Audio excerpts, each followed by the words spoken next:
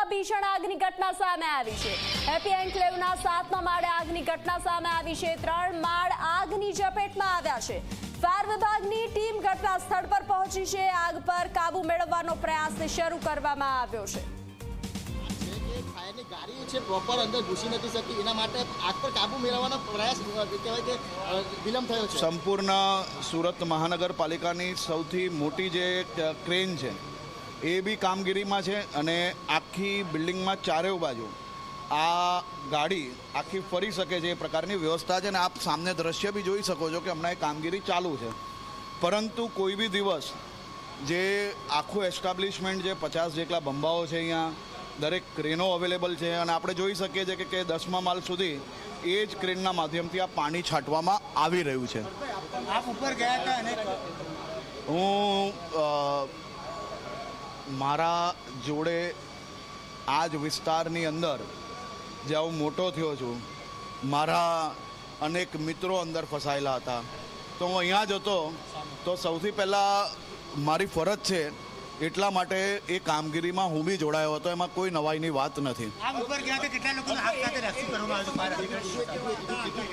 એ સમયના દ્રશ્યો એ ખૂબ જ દયનીય હતા, ખૂબ ડરાવના હતા, પરંતુ સૌ નાગરિકો ખૂબ હિંમતવાળા હતા અને ફાયર બ્રિગેડ પર એમને સંપૂર્ણ વિશ્વાસ હતો અને મહાનગરપાલિકાની ફાયરની ટીમ જે રીતે કામ કરે છે, આજે મેં લાઈવ આગ વચ્ચે જે રીતે ભગવાનના આશીર્વાદ લઈને હનુમાન બનીને એ લોકો આગની સામે સીધા લડવા અંદર જતા રહેતા હોય એવા દ્રશ્યો બી મેં પોતે જોયા છે।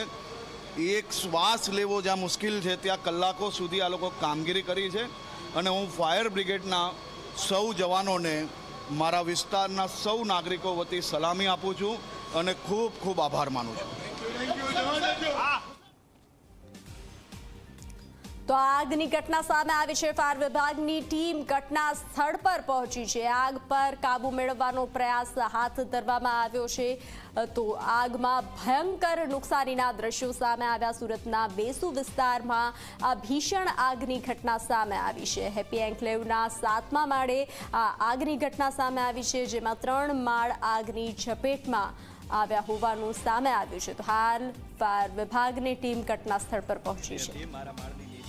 પણ ત્યાં ધુમાડો બહુ હતો એટલે નીકળી નહોતા શકતા, પણ ફાયર બ્રિગેડ વાળા આવીને અમને નીચે ઉતાર્યા બધાને। કેટલા લોકોને રેસ્ક્યુ કર્યા, કેટલા ફસાયા? અરાઉન્ડ 15 જણા હતા જે અમે ટેરેસમાં વયા ગયેલા, તો ત્યાં ફાયર બ્રિગેડની ટીમ આવીને પછી અમને નીચે લાવ્યા। એટલે આ ભીના ટોવેલ કરીને બધાને બાંધીને એ લોકો નીચે લઈ આવ્યા।